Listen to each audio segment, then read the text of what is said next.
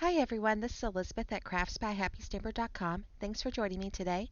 Today I'm sharing with you this card that I made for the Can You Case It sketch challenge. It's challenge number 106, and you can click on the link in the description in order to get the details and in order to join me in this fun sketch challenge.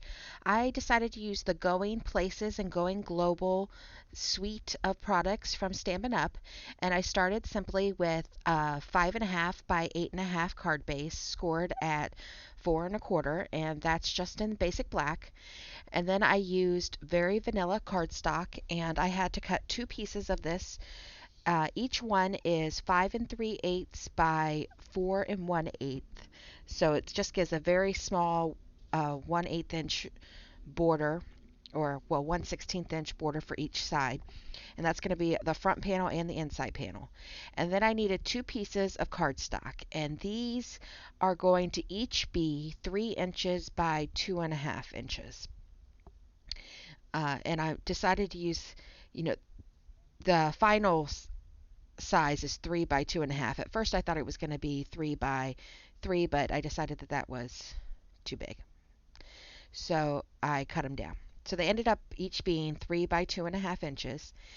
And after I cut my two pieces of designer series paper, I cut mats from Delight. Delightful Dijon, something like that. I forget the name of it exactly. But you could see I cut my mat wrong to start off with, so I had to go back and change it. But the mats give a 1/8 inch border all the way around each piece of designer series paper. And you can see I'm just checking it there. I did speed this up slightly because I'm designing this as I go, so you can see I'm trying to figure out if I like the way it looks or not before I glue everything down.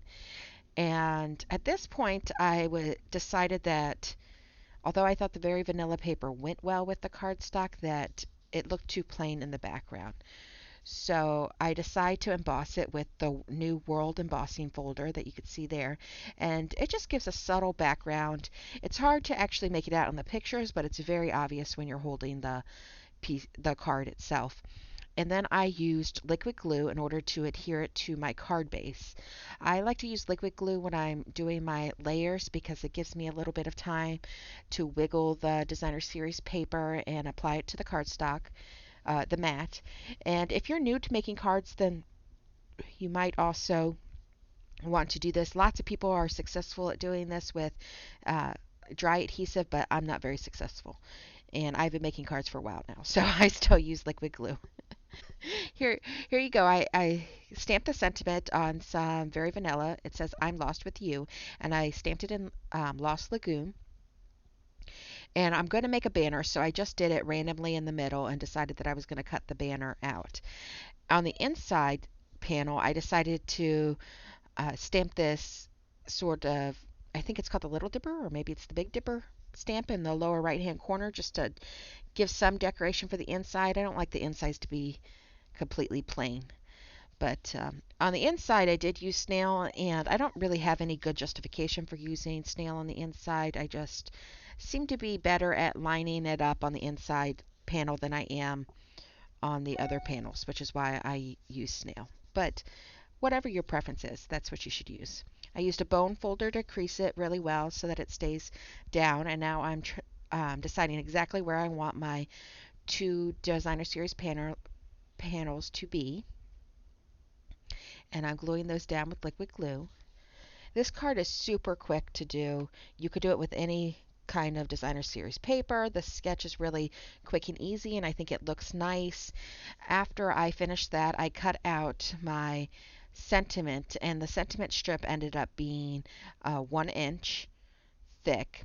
And then I shortened the corners around it because I'm going to do little flag corners. And you could use a banner punch in order to do this. For some reason, I decided to use my scissors. And, you know, if you're going to cut a flag with your scissors, the easiest way to try to get them as uniform as possible is to first cut up the center and then cut the little flags so that you know where the center point needs to be.